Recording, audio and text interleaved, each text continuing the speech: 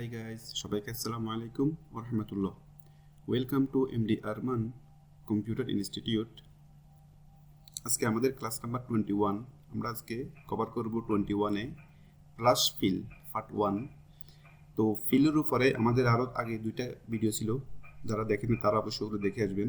তারপর আমি সবসময় আপনাদেরকে রিকোয়েস্ট করি আমাদের বেসিকগুলো, কেননা আমি আসলে পার্ট বাই পার্ট এই ভিডিওগুলো তৈরি করতেছি। আপনারা যদি পার্ট বাই পার্ট অথবা ফ্রম দ্য বিগিনিং টু শুরু করেন দেখা, তাহলে আমি আশা করি আপনারা প্রপার এক্সেল শিখতে পারবেন, ঠিক আছে, প্রপার ওয়ার্ড শিখতে পারবেন, প্রপার পাওয়ার পয়েন্ট শিখতে পারবেন, এমএস পাওয়ার পয়েন্ট শিখতে পারবেন, ঠিক আছে। তো এখানে আমি দেখেন কিছু ডাটা এন্ট্রি করছি। আমি এখানে লিখছি প্রোডাক্ট কোড। এগুলো হলো যে আমাদের প্রোডাক্ট কোড, ঠিক আছে। তো এখানে আমি দিচ্ছি ফার্স্ট 4 ডিজিট।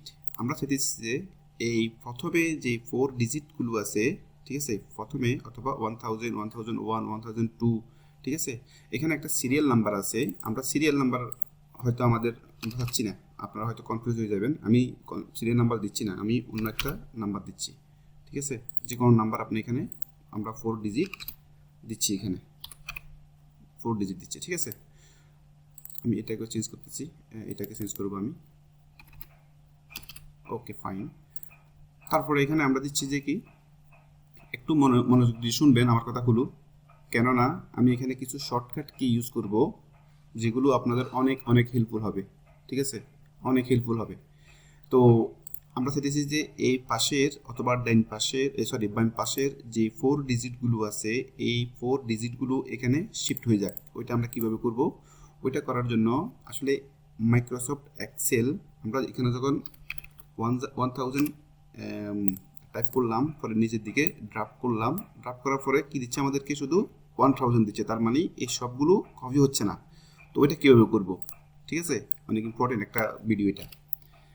এখন আমি 1000 এখানে রাখলাম, তারপরে এখানে ক্লিক করলাম, তারপরে কন্ট্রোল ই, একটু মনোযোগ দিয়ে শুনেন, কন্ট্রোল ই দিছি আমি, ঠিক আছে। কন্ট্রোল ই দিবার পরে কি হচ্ছে, এখানে আমাদের এই পাশে যে ডাটাগুলো ছিল মাইনাসের আগে, এগুলো সব এখানে শিফট হয়ে গেছে।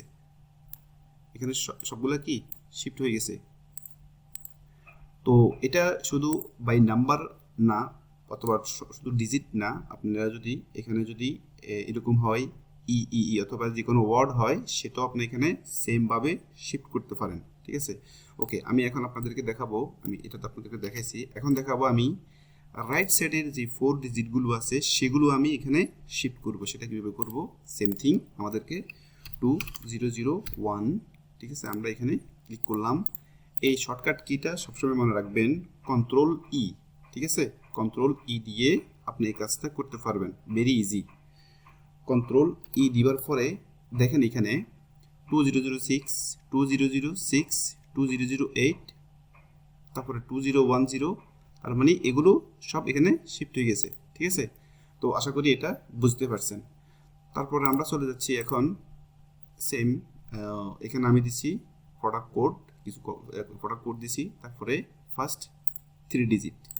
তো ফার্স্ট 3 ডিজিট এগুলো হলো যে 3 ডিজিট, ঠিক আছে। আমি এখানে দিচ্ছি 151, তারপর আমি নিচে এখানে রাখলাম আমার কালচারটা সেম, কন্ট্রোল ই দিলাম আমি। কন্ট্রোল ই দিবার পরে দেখেন এখানে যে 3 ডিজিটগুলো ছিল এগুলো এখানে শিফট হয়ে গেছে।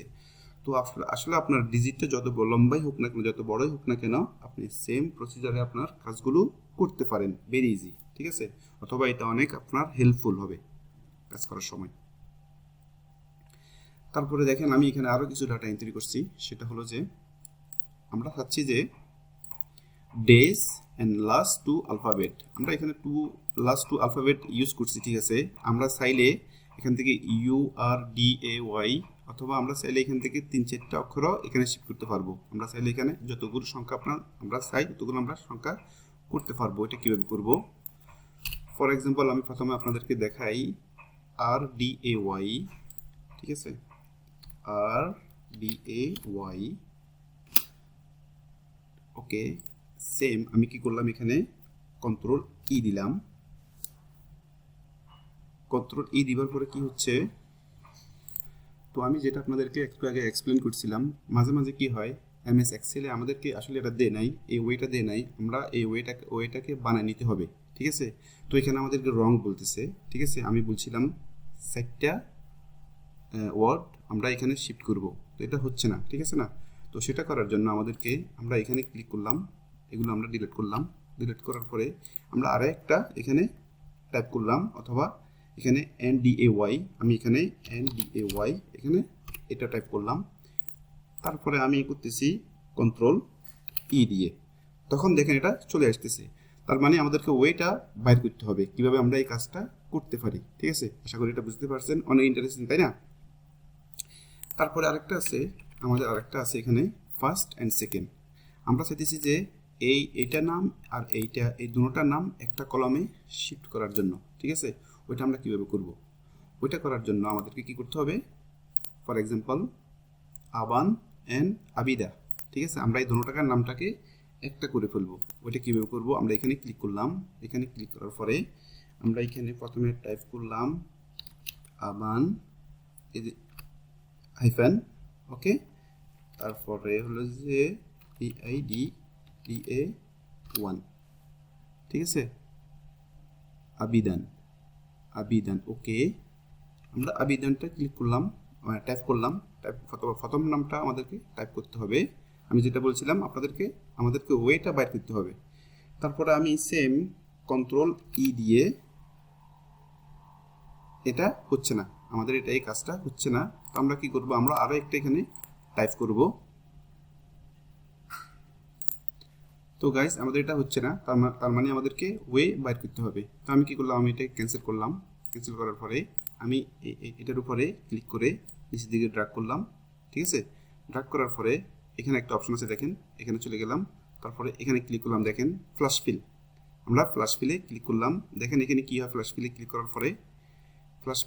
করার পরে দেখেন এই দুইটার নাম, আমি যেটা আপনাদেরকে বলছিলাম, এই দুটোটার নাম একটা কলমে আমরা শিফট করব, সেটা এখন হয়ে গেছে এখানে। তো আমরা এটা কীভাবে করছিলাম, ফ্ল্যাশ ফিলে গিয়ে, ঠিক আছে। ফ্ল্যাশ ফিলে গিয়ে এই কাজটা আপনারা করতে পারেন।